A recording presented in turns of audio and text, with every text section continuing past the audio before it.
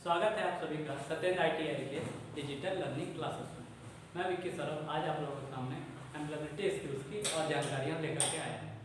तो आज का हमारा टॉपिक है बिल्ड कॉन्फिडेंस अर्थात विश्वास बढ़ाना।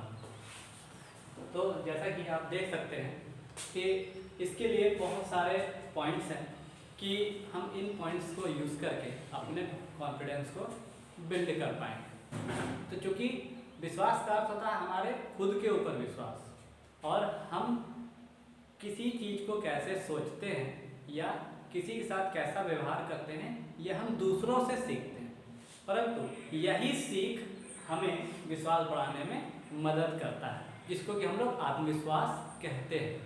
तो देखा जाए तो आत्मविश्वास हमारे एक्सपीरियंस का ही रिजल्ट होता है। जब हम किसी चीज़ को लगातार करते रहते हैं और हमें उस काम में एक्सपीरियंस हो जाता है तो वही हमारा कॉन्फिडेंस को बिल्ड करता है। तो हम लोग जानते हैं कि बिहेवियर के साथ हम लोग कैसे कॉन्फिडेंस को बिल्ड करेंगे।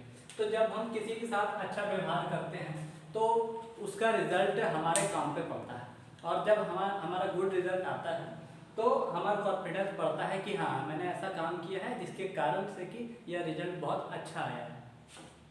साथ में एक्सपीरियंस, तो एक्सपीरियंस की जहाँ तक बात है तो निरंतर किसी कार्य को करते रहने से हम उसमें निपुण हो जाते हैं।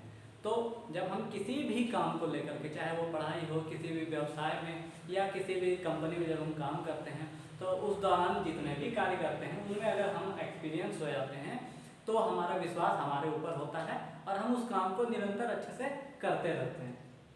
हमारी एबिलिटी, तो एबिलिटी की बात है तो हम जब अपनी योग्यता को पहचान लेते हैं कि हम किस स्तर तक का काम कर सकते हैं, हमारा लेवल क्या है और हम कितने रेंज तक अपना काम कर सकते हैं।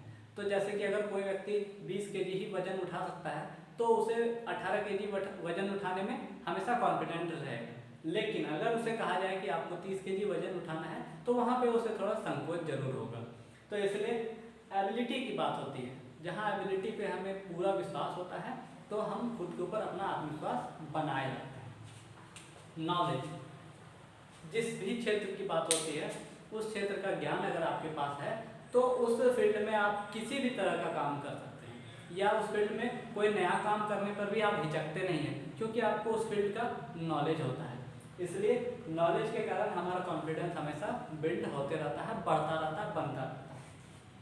नए नए क्रिएटिव वर्क के कारण अगर आप कोई नया काम करते हैं, कोई रचनात्मक काम करते हैं तो वहाँ पे अगर वो काम सक्सेस हो जाता है या उस काम में जो आप सोच रखते हैं वो पूरा होता है तो आपका कॉन्फिडेंस बढ़ता है। फिर आप निरंतर नए नए काम के बारे में सोचते रहते हैं कि मैंने पिछले दिन ऐसा क्रिएटिव काम किया था तो उसमें मुझे सफलता मिली थी।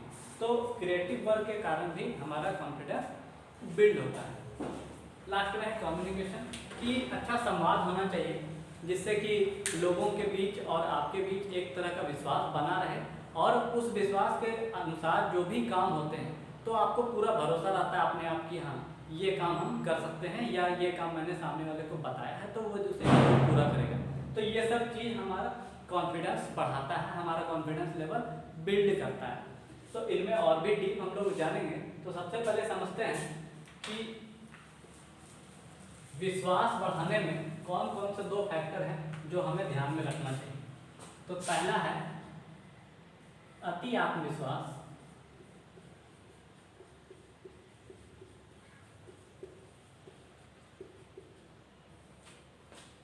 और दूसरा है कम आत्मविश्वास।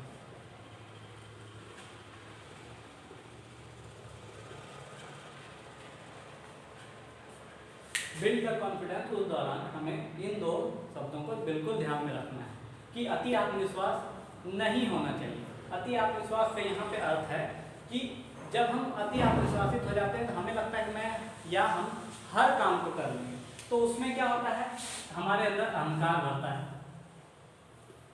हम घमंडी हो जाते हैं, जिससे कि हम हर कार्य को जल्दी या अच्छे तरीके से कंप्लीट करना चाहते हैं, परंतु इसका रिजल्ट कभी कभी ये होता है कि हम उस कार्य को नहीं कर पाते हैं या उसमें कुछ ना कुछ फेलियर हो जाता है।